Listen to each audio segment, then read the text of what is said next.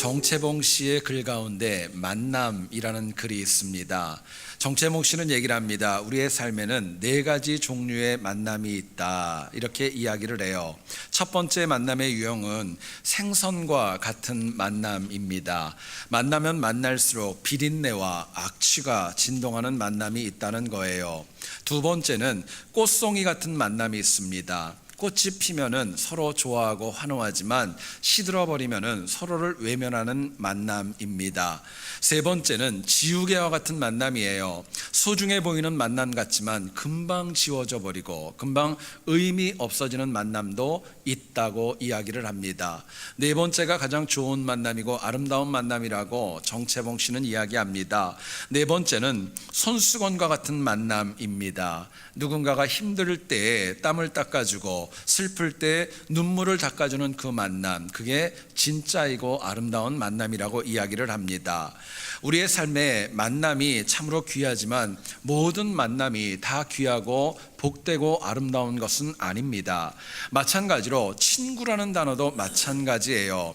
친구 한문으로 보면은 가까울 친자와 그리고 옛구자를 쓴다고 하지요. 의미를 보면 오랜 기간 동안에 친밀하게 지냈던 인간관계가 바로 친구라는 거예요.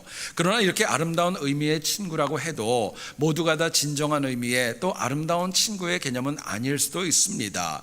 진정한 친구는 그 의미에 걸맞게 서로 아름다운 관계를 지속해가는 노력과 헌신이 필요하기 때문에 그렇습니다.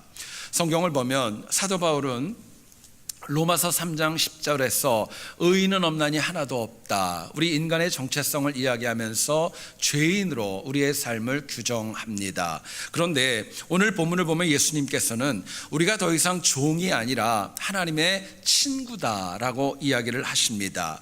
이는 죄인에서 죽을 수밖에 없는 우리가 이제는 하나님의 친구로 우리의 신분 자체가 완전하게 변화되었다는 것을 선언합니다.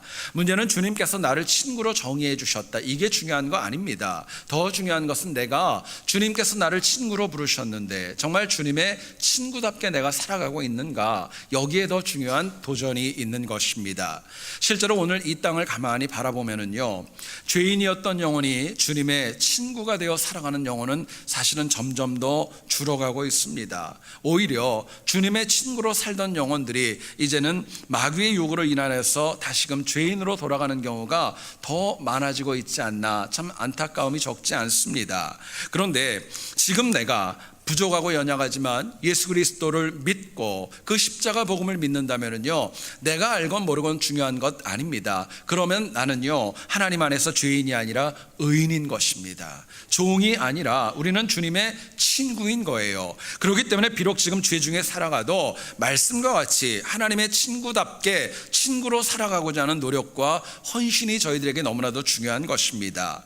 그럴 때 비로소 죄를 이길 수 있고 상급받는 주의 백성으로 이 땅을 살아갈 수 있기 때문에 그래요.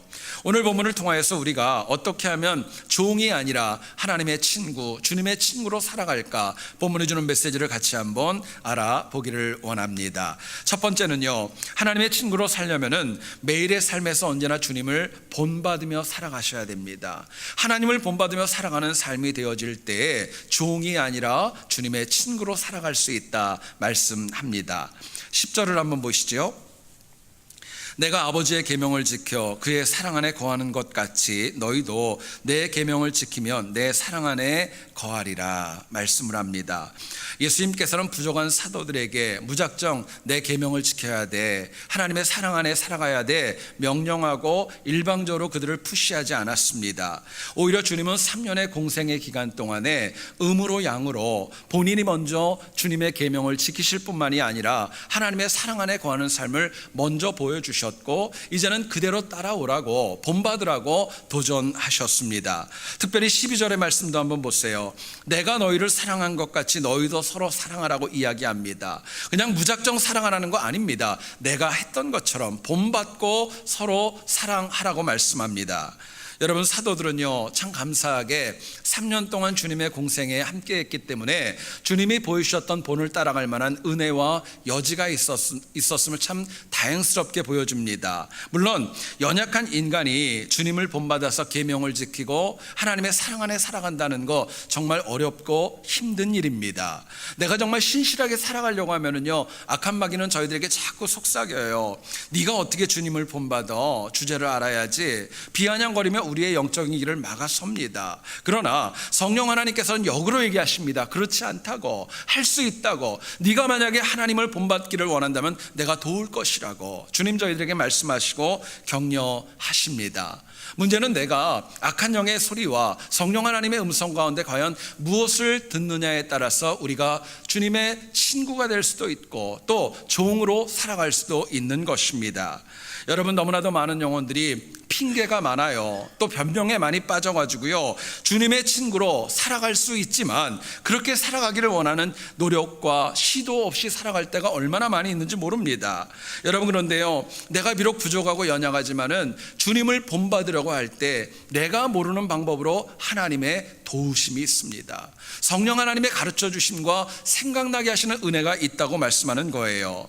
자, 그렇다면 우리가 주님의 친구로 주님을 본받으며 살아가기 위해서 과연 무엇이 필요할까 묻게 됩니다. 본문은 저희들에게 이렇게 답변합니다. 우리가 예수 그리스도의 죽음, 십자가의 죽음을 나를 위한 이야기, 나를 위한 사랑으로 복음을 받아들일 때 비로소 우리가 주님을 본받을 수 있고 친구로 살아갈 수 있다고 말씀합니다. 13절을 한번 보시기 원합니다.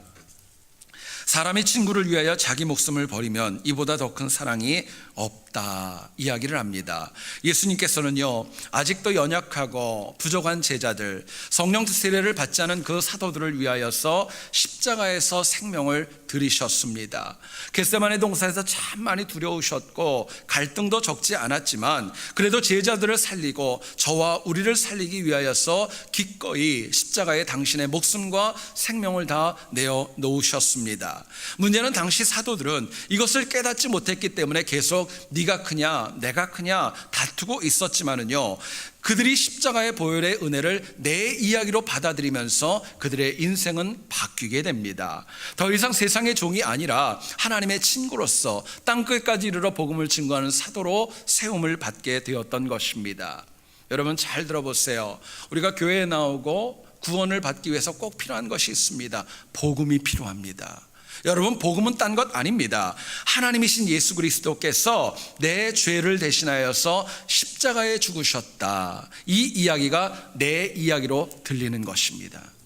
내 것으로 받아들이는 거예요. 나를 대신해서 예수님께서 십자가에 죽으셨다는 것, 그것을 직접적으로 나에게 주시는 은혜로 받아들일 때 복음과 은혜를 내가 누릴 수 있는 것입니다. 그럴 때 우리가 연약하지만 구원받은 하나님의 친구로 이 땅을 살아갈 수 있다고 말씀합니다.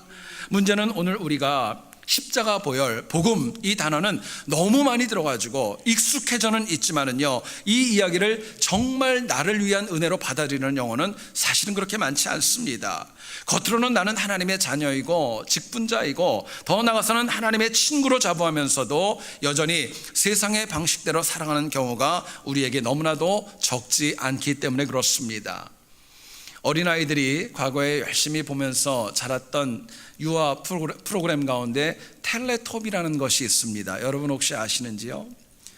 뚱뚱한 이런 전파 그 화면이 있는 그런 인형이 나오는 그런 프로그램이었었죠. 그런데 어떤 신학자가 그렇게 얘기를 했어요.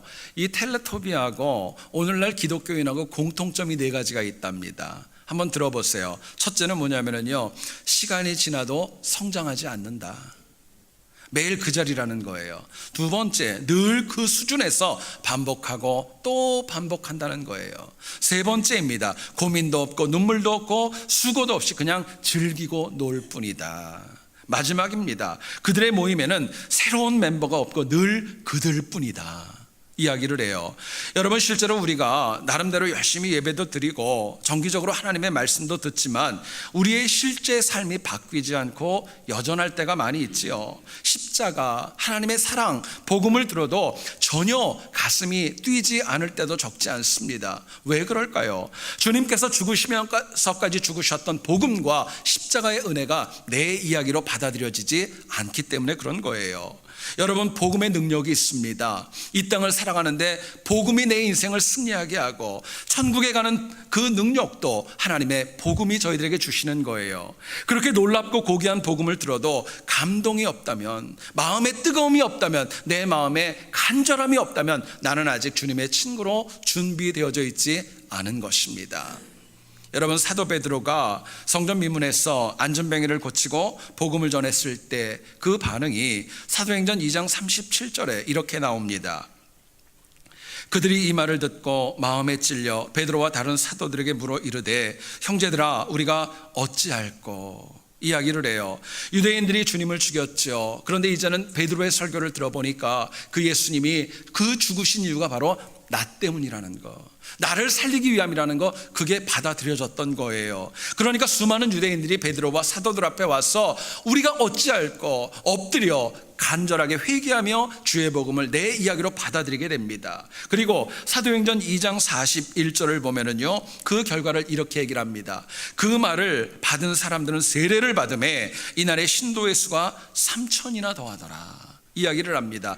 한 번의 설교로 인하여서 3,000명이나 되는 많은 영혼들이 십자가의 복음, 예수 그리스도의 죽음을 남의 이야기가 아니라 내 이야기로 영접했던 것입니다. 히브리서 13장 8절, 예수 그리스도는 어제나 오늘이나 영원토록 동일하시느니라 말씀합니다.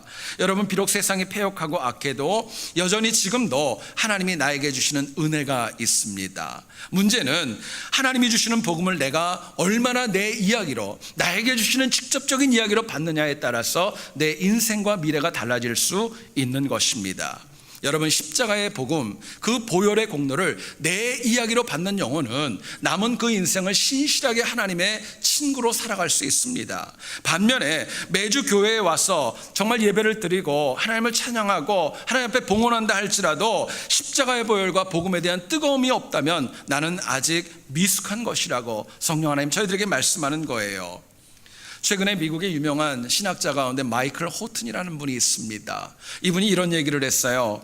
오늘날 교회에 가장 큰 문제가 있다. 그게 뭐냐면요, 복음이 없는 기독교라고 이야기를 합니다. 여러분, 참 무서운 이야기예요. 복음이 없는 기독교가 문제라는 겁니다. 많은 교회가 있습니다. 신학교도 있어요. 신앙인도 있습니다. 그런데 복음을 잃어버린 채, 십자가의 그 은혜를 잃어버린 채 그들의 신앙생활을 하고 있다는 겁니다. 심지어 패역한 이 세상에는 십자가, 복음이 없어도 여전히 아무런 불편함도 없고 아무런 아쉬움도 없고 잘 살고 있는 신앙인들이 너무나도 우리 주변에 많이 있다는 거예요.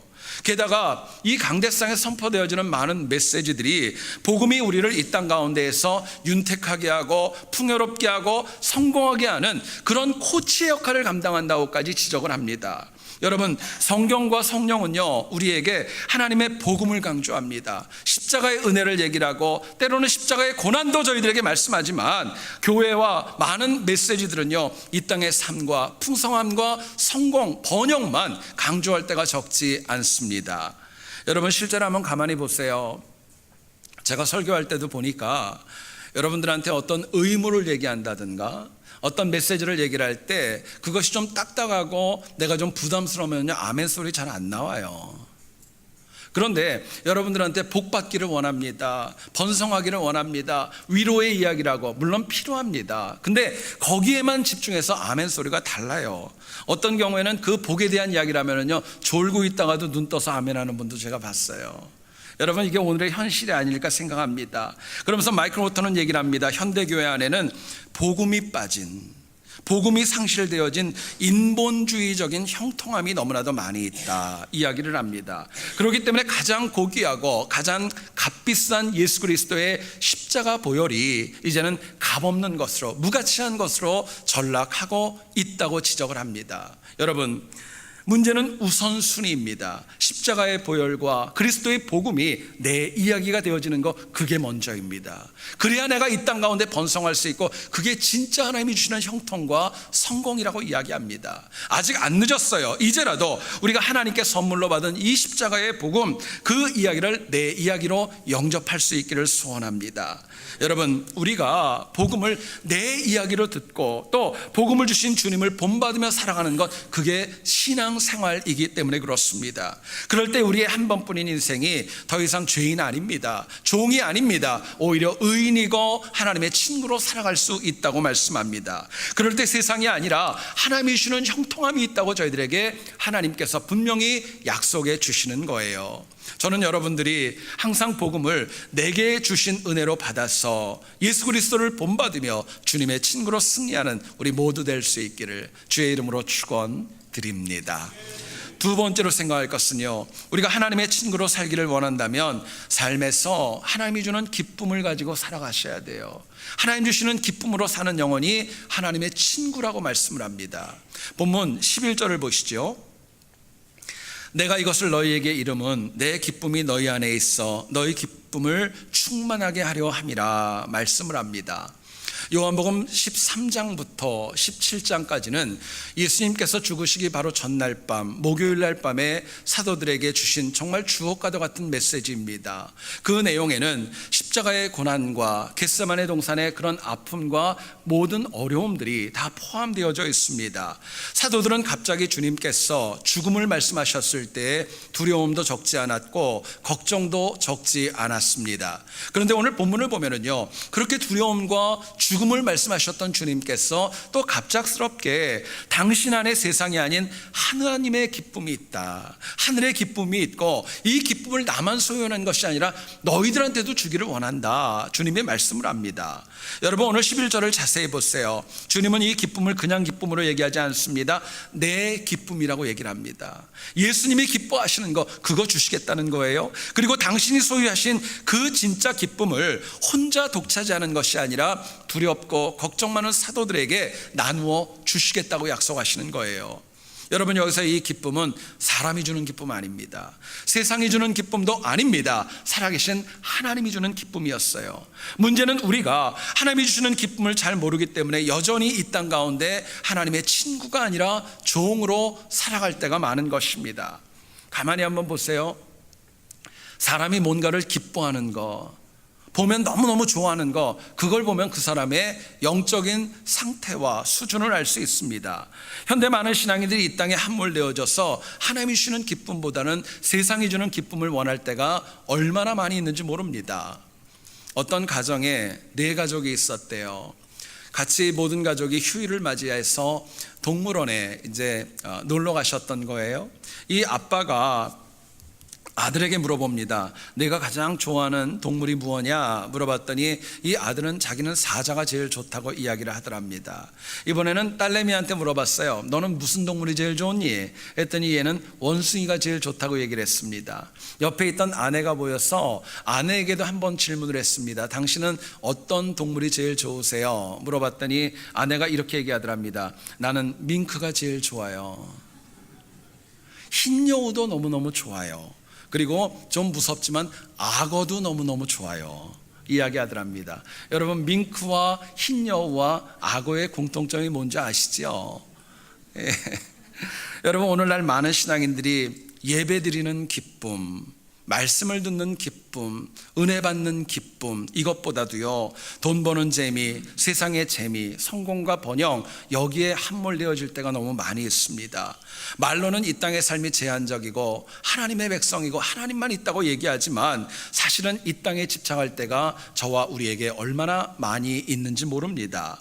여러분, 그런데요, 정말 하나님이 인정하시는 주님의 친구는 이 땅이 아니라 하나님 주시는 기쁨을 사모합니다. 하나님 주시는 기쁨 가운데 살아가는 거예요. 하나님이 주시는 기쁨 안에 평안이 있고 또 은혜가 있고 영생과 구원이 있기 때문에 그렇습니다. 자, 그렇다면은요, 우리가 하나님의 친구로서 세상이 아닌 하나님 주시는 기쁨으로 살려면 도대체 뭐가 필요할까? 본문은 저희들에게 이렇게 얘기를 합니다. 우리가 하나님 주시는 모든 말씀에 대한 깊은 깨달음이 있으셔야 돼요. 말씀에 대한 깨달음이 있으면은요, 내 마음에 기쁨이 있습니다. 하나님의 친구로 살아갈 수 있는 거예요. 15절을 보시죠. 종은 주인이 하는 것을 모르지만 친구는 다 알 수 있다. 은연중에 주님 말씀합니다. 종의 특징이 있습니다. 주인이 뭘 하는지 잘 모르고요, 깨닫지 못한다고 이야기를 해요. 근데 친구는 다릅니다. 하나님께 들은 것을 다 알고 깨닫기 때문에 같은 기쁨에 동참할 수 있다고 말씀을 주십니다. 여러분, 우리가 하나님 주시는 기쁨, 하늘이 주는 기쁨을 우리가 맛보기를 원한다면요, 말씀의 은혜, 말씀에 대한 깨달음이 있어야 됩니다. 말씀에 대한 깨달음이 필요한 거예요. 여러분, 부족하지만은요, 가만히 한번 보세요. 내가 신앙생활하면서 하나님의 말씀을 들을 때, 하나님의 말씀을 읽고 듣고 묵상할 때 정말 마음의 깨달음이 있으면은요, 성경 말씀 그대로 정말 꿀송이보다 다른 거예요. 꿀보다도 달고요, 얼마나 그 말씀 가운데 은혜가 있고 눈물이 나고 감격이 있고 뜨거움이 있는지 모릅니다. 근데 중요한 것은요, 그렇게 말씀의 깨달음이 있으면은요, 하늘의 기쁨이 내 마음에 쌓여지는 거예요. 그거 체험할 수 있는 것입니다. 오늘 우리가 살아가는 시대를 보면은요, 말씀의 홍수 시대입니다. 설교의 홍수 시대입니다. 여러분들이 가지고 있는 셀폰만 열어보면은요, 한국은 물론이고 미국의 저명한 목사님들의 설교 얼마든지 들을 수 있고요, 언제든지 들을 수 있는 것이 오늘 이 시대의 현실입니다. 근데 여러분, 제가 정말 진지하게 질문하기를 원해요. 제가 한번 물어봅니다. 여러분들은 여러분들이 섬기는 이 세안교회에서 선포되는 말씀에 얼마나 집중하시나요? 이 강단에 선포되어지는 말씀 가운데 여러분들은 얼마나 많이 깨달으며 살아가고 있으세요?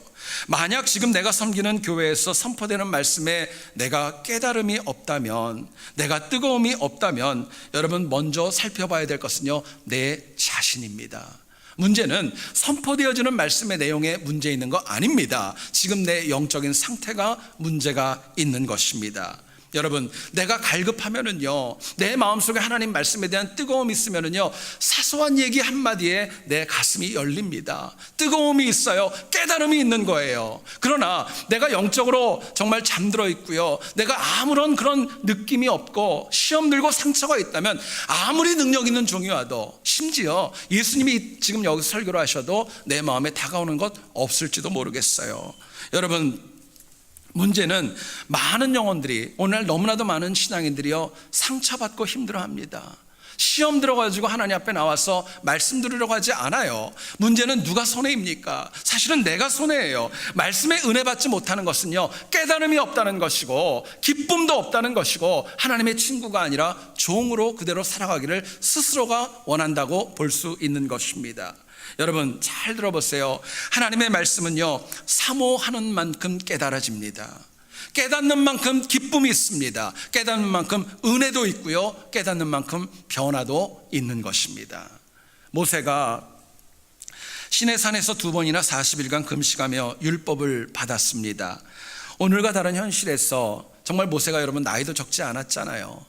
40일 동안 금식하면서 얼마나 힘들었을까요? 근데 하나님이 주시는 그 방대한 양의 율법을 다 마음에 새기고 또 그 내용을 유대인들, 이스라엘 백성들에게 전하려면 얼마나 많은 수고가 있었을까요?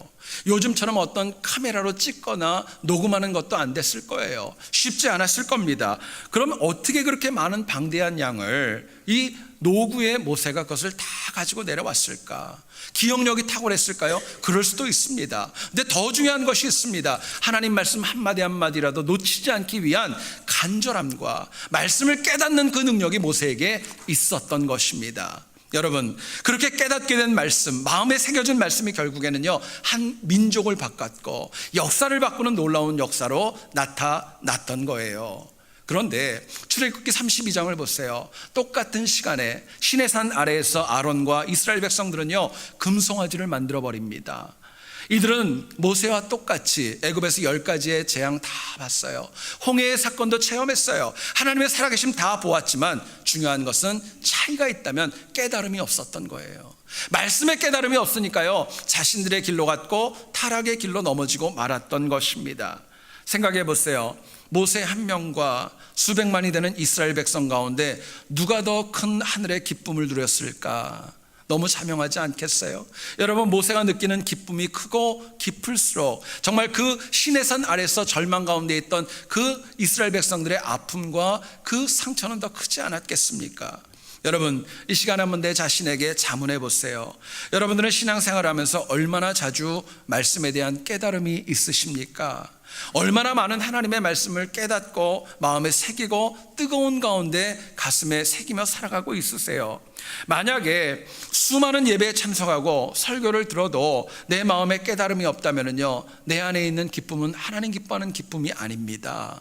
여러분, 잊지 마세요. 하나님 말씀에 대한 깨달음이 있는 영혼의 인생은요, 바뀔 수밖에 없습니다. 미래의 길이 더 복될 수 있고요, 하나님의 은혜로 주님의 친구답게 살아가는 거예요. 프랑스 출신의 세계적인 철학자이자 또 사상가인 파스칼이라는 분이 있습니다. 이분은 불과 17살의 나이에 프랑스 전역을 놀라게 할 만한 수학적인 이론을 발표해가지고 많은 사람을 놀라게 했다고 해요. 오늘날 우리가 사용하는 전자계산기, 그 기초를 이 파스칼이 놓았다고 합니다. 그런데 이분이 20대가 되어서는요, 프랑스 최고의 유명인사가 되어졌고, 그렇기 때문에 사람들한테 인정받고 칭찬을 받다 보니까 교만이 하늘을 찔렀다고 그래요. 갖가지 유혹에 넘어질 때도 많이 있었고, 자기만 아는 이기심이 너무나도 극심했고, 성적인 타락도 말로 표현할 수 없을 정도로 많이 있었다고 합니다. 그런데 하나님께서 그 영혼을 긍휼히 여기셨고요, 31살의 나이에 하나님이 그 영혼을 만나 주셨습니다. 정말 방탕했던 영혼이 마치 어거스틴과 같이 하나님을 만나게 되었던 거예요. 그리고 이 파스칼이 자기의 글에 이런 회고를 남겼습니다. 나는 하나님을 만났다. 확신을 통해 다가오는 기쁨과 평화를 어떻게 무엇으로 표현할 수 있을까? 이야기를 했어요.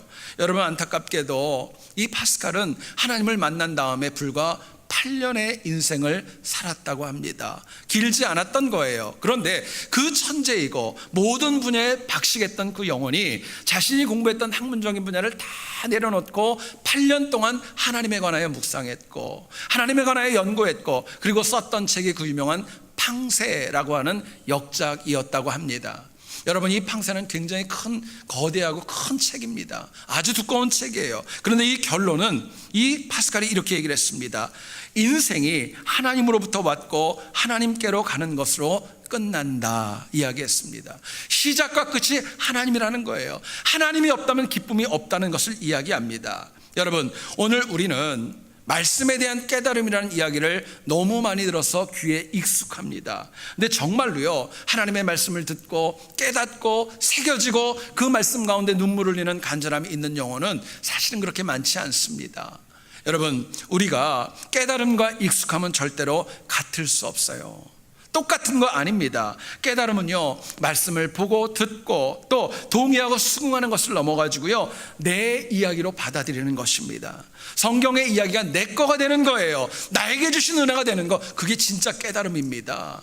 여러분, 더 나아가서 깨달음은요, 바른 선택을 하게 합니다. 바른 결정을 하게 됩니다. 더 나은 미래를 열어주는 힘과 능력이 바른 깨달음 안에 있는 거예요. 뿐만 아니라 이 깨달음에는요, 들은 말씀이 머리에만 새겨지고 기억되는 거 아닙니다. 삶으로 표현되어져서 성령 하나님 기뻐하는 열매 맺어가며 살아갈 수 있도록 역사하는 힘이 있다고 말씀합니다. 저는 여러분들 모두가 다 정말 한 명도 빠짐없이 성경을 통해 주시는 깨달음, 설교, 메시지를 통해 주시는 깨달음이 날마다 더 깊어지기를 축원합니다.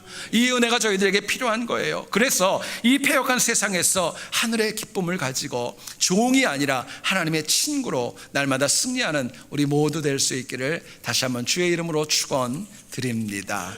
기도하겠습니다.